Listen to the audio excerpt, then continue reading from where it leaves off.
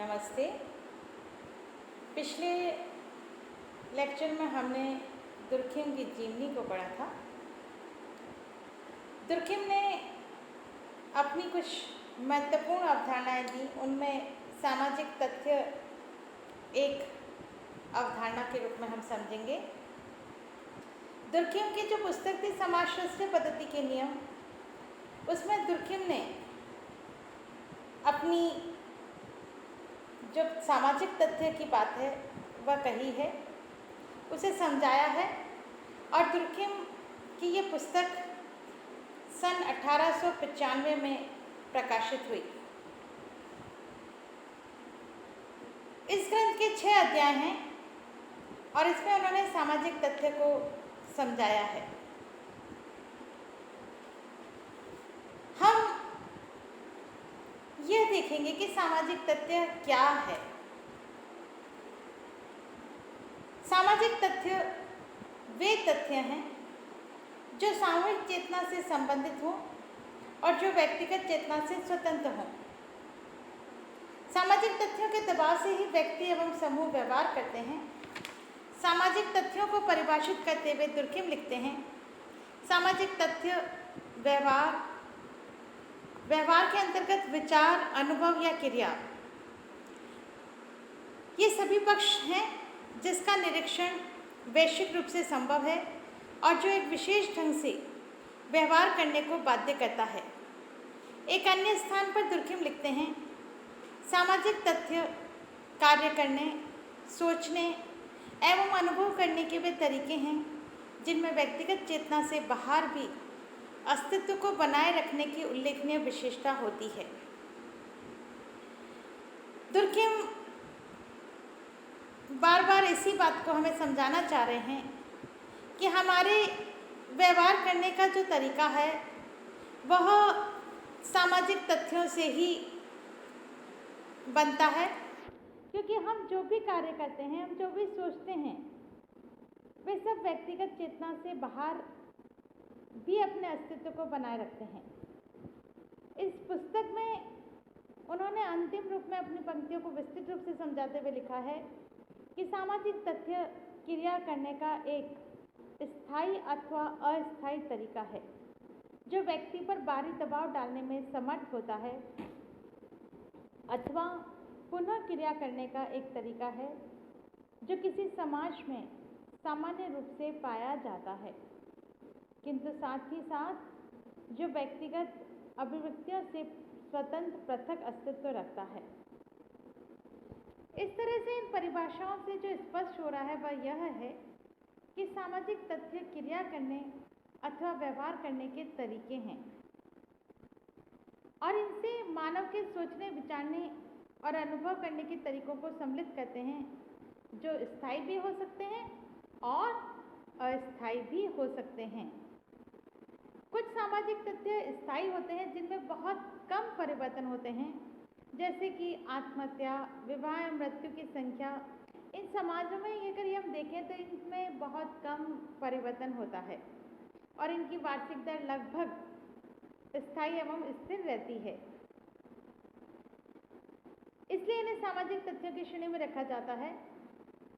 नगरों में जनघनत्व में वृद्धि, मकान बनाने के तरीके, रहन सहन, खान पान और जीवन व्यतीत करने के तरीकों को भी सामाजिक तथ्य माना गया है, क्योंकि इनमें भी परिवर्तन बहुत कम होते हैं। समूह में प्रचलित विश्वास, प्रथाएं, रीति रिवाज, आदर्श, नैतिकता, मान्यताएं तथा कार्य करने के तरीके भी सामाजिक तथ्य हैं, क्योंकि इनमें भी परिवर्तन बहुत कम आते हैं और ये किसी व्यक्ति विशेष की नहीं वरन समूह की संपत्ति माने जाते हैं। ये सामाजिक तथ्य क्या है ये हमने समझा और अब हम यह जानने का प्रयास करेंगे कि सामाजिक तथ्यों की विशेषताएं क्या क्या होती हैं। सामाजिक तथ्यों की विशेषताओं की जहां बात की जाए तो दुर्खिम इसकी 2 प्रमुख विशेषताओं की बात करते हैं।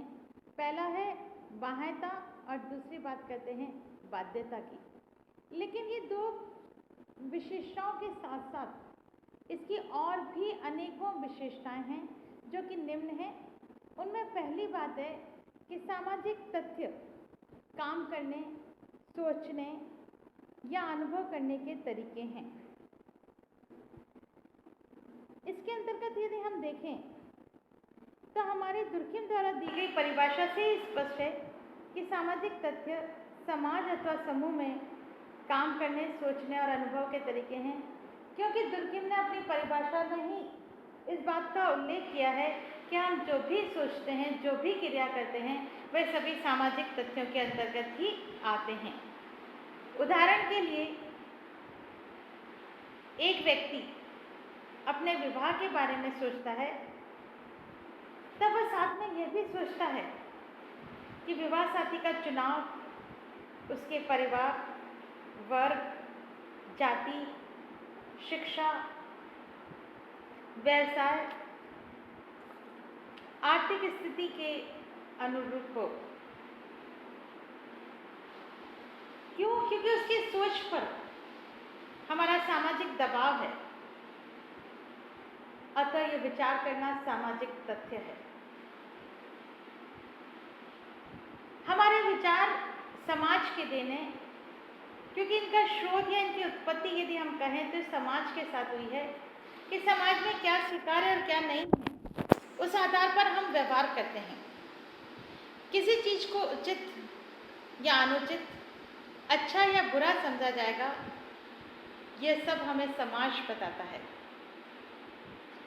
किस अवसर पर हमसे कैसे व्यवहार की अपेक्षा की जाएगी, हमारा कार्य क्या होगा, आचरण क्या होगा, यह भी हमें समाज बताता है। और समाज के नियम ही, प्रथाएं, परंपराएं हमारे आचरण को नियमित एवं नियंत्रित करते हैं।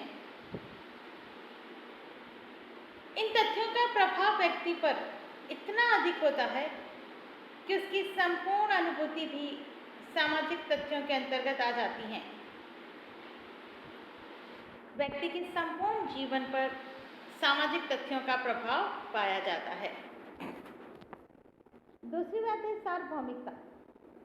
सामाजिक तथ्य सार्वभौमिक होते हैं, अर्थात उनका प्रचलन सारे समूह और समाज में पाया जाता है।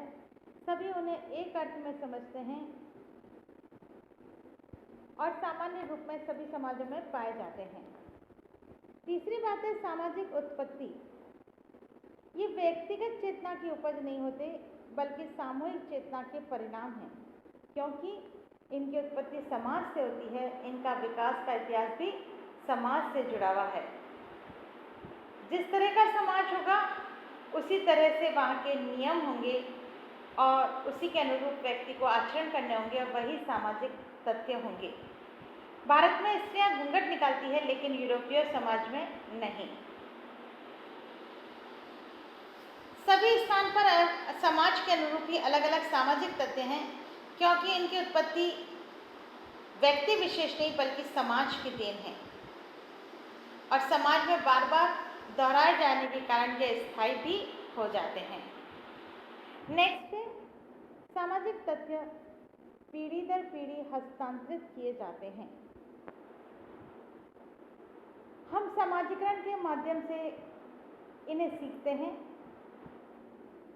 पुरानी पीढ़ी नई पीढ़ी को हस्तांतरित करती है। हम विभिन्न त्योहारों को किस तरह से मनाना है,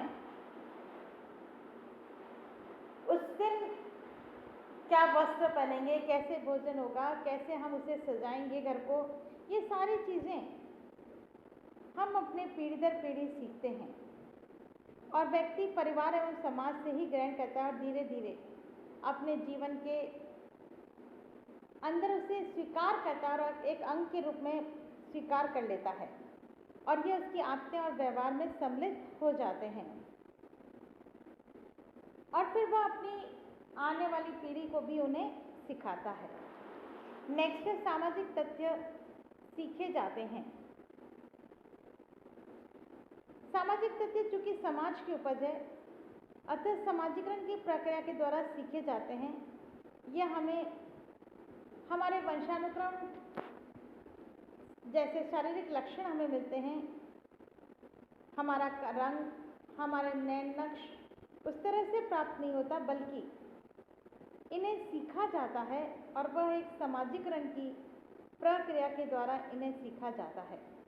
परिवार के लोग व्यक्ति के ये सीखते हैं कि उसे किस तरह के आचरण की अपेक्षा समाज उससे करता है।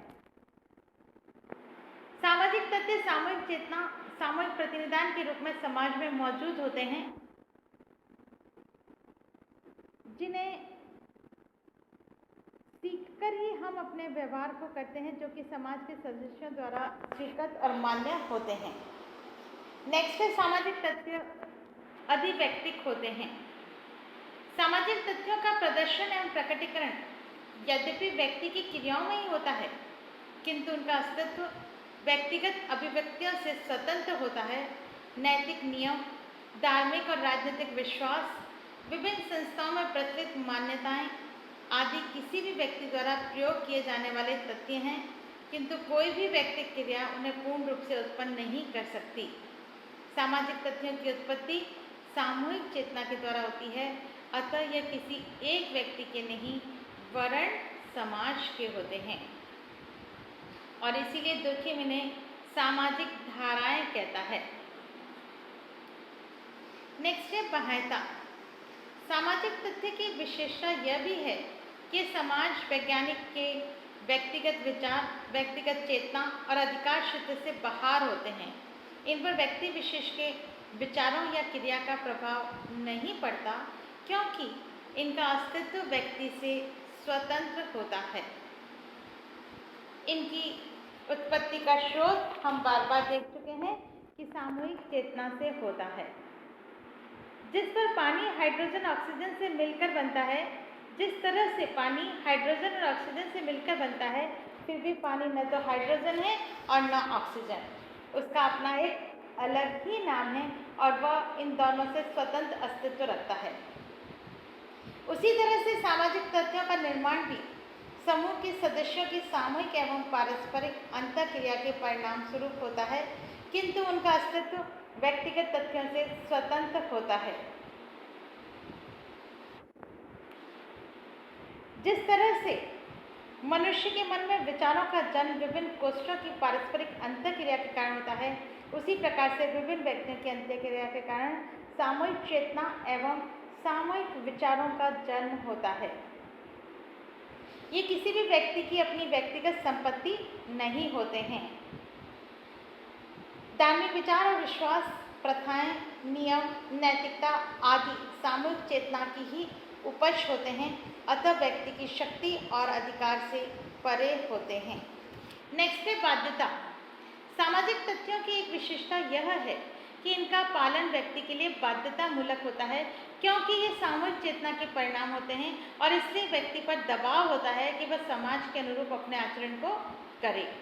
सामाजिक तथ्यों के पीछे समाज एवं समूह की शक्ति होती है और इस शक्ति के प्रभाव एवं दबाव के कारण ही व्यक्ति उसी प्रकार का आचरण करता है जैसा समाज चाहता है और निर्देश देता है,